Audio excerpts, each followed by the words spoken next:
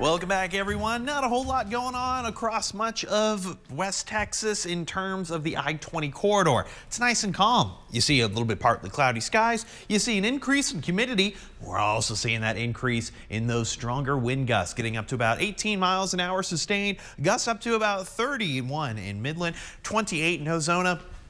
Odessa is up to about 28 as well, and Fort Stockton at about 25. But here's where things start to get interesting. Within the last hour, severe thunderstorm watch has been issued. This is in effect until about 11 o'clock tonight, and it's for wind, hail, and tornado threats.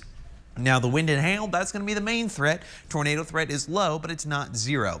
And we're starting to see a lot of activity popping up right along the Stockton Plateau. It's where most of our storms tend to pop up anyway. We have multiple severe warnings. We do have one right now that has been kind of hanging out literally on Highway 18 or Texas 18, just to the south of Monahans, kind of pushing its way out toward Crane. You could see that direction of the cloud cover is moving out there, but we're also seeing this larger storm now on top of Fort Stockton. Any kind of purple you're seeing, that's going to be a larger hail core. That's where the majority of the hail is going to be taking place. And we're also going to be seeing a lot more of that activity ramping up. We are also watching this one little storm from northern Mexico push its way in towards Sanderson. I'm not looking at large scale impacts, but it's mainly that system right on Fort Stockton that we're keeping our eye on. And it's because a lot of this stuff is going to start off right there and then push its way out. Now, models are differing on, hey, whether or not it's going to move out toward Big Lake or move out toward Big Spring, but we will keep an eye on it because a lot of this stuff is very hard to pinpoint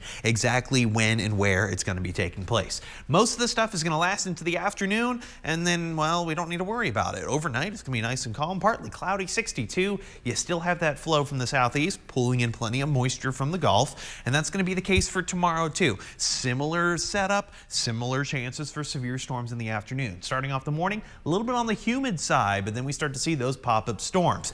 And we're only looking about 30% coverage, so it's, of course, can still certainly change. A lot of the stuff, it is well gone by around 11 o'clock. We don't need to worry about it, but I want to play for you what I'm looking at for tomorrow as well as Friday.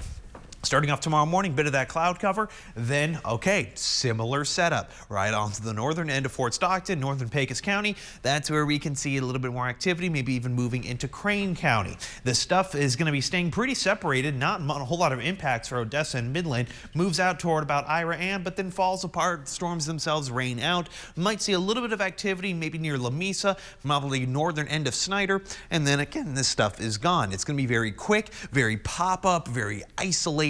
It's hard to pinpoint exactly where all this stuff is going to be. For Thursday, similar situation. This time starting off on the southern end of Fort Stockton, moving out toward Dryden, and then just kind of moving entirely outside of our region to where we don't need to worry about it. We still have that level 2 risk for Wednesday, mainly again starting around Pecos, Fort Stockton, and possibly northern parts of the basin. I'll certainly take the rain, just not that severe risk. And what about your Thursday? Well, it's a little bit lower, just that level 1 risk, mainly for the northeastern side of the basin. So what do you need to know come tomorrow? Because today we're already on alert. You should be paying attention. We got 2 to 9 tomorrow, hail, strong gusts, and that tornado risk. You need to watch out for localized flooding and driving during a lot of this stuff. But hey, those rain chances, low. Not everyone's going to be seeing this stuff. I want to make that absolutely clear. But if you are in an area where you could see it, make sure to stay alert because it's going to be an active night. Jolena? Oh, we have been asking for rain for a while. I guess we're getting it. All right, coming up next, if you